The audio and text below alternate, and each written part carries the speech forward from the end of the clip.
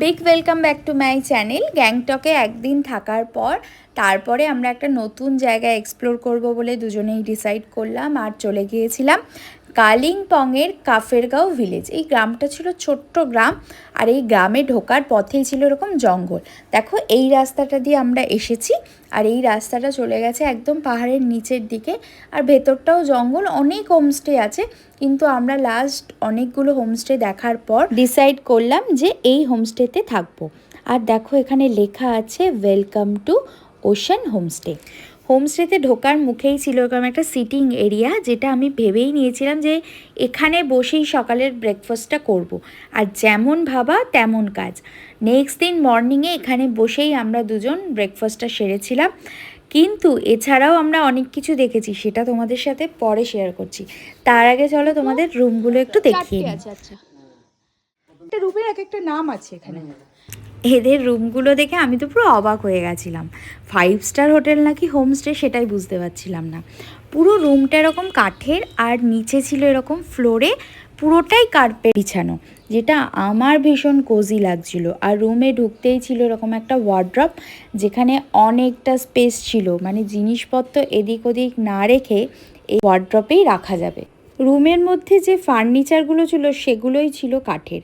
দেখো এখানে একটা কাঠের কি সুন্দর একটা মিরর, আর সাথে দিয়েছিল ওরা ইলেকট্রিক কেটেল। ঠান্ডার জায়গায় ঘুরতে এসে যেটা সব থেকে দরকার হয় সেটা হচ্ছে ওয়াশরুমের গিজার, সেটাও কিন্তু এখানে ছিল। তো আরামে আমরা স্নান করতে এই হোমস্টের মেইন অ্যাট্রাকশান হলো যে রুমে বসে কাঞ্চনজঙ্ঘার ভিউ দেখা যাবে। এখন তো ফগি ওয়েদার, তো পুরোপুরি ক্লিয়ার দেখা যাচ্ছিল না, বাট হ্যাঁ আমরা কিন্তু দেখেছি, সেটা তোমাদের সাথে পরে শেয়ার করি। এই রুমটা ছিল কিন্তু ডিলাক্স রুম, টোটাল 7 জন থাকতে পারবে, আর আমরা ছিলাম তো 2 জন।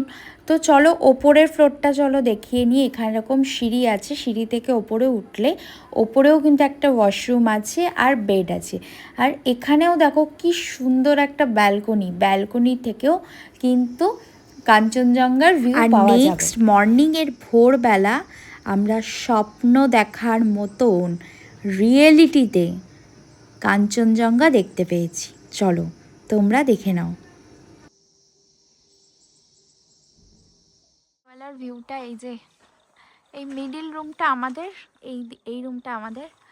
তো এই হচ্ছে রাতের, আর রাতের অন্ধকারে পাহাড়ের ভিউটাও খুব সুন্দর ছিল এই ব্যালকনি। আর খাবার দাবার কিন্তু এখানকারের ভীষণ ভালো ছিল, আমাদের দুজনেরই খুব ভালো লেগেছে। পুরো ঘরোয়া খাবার।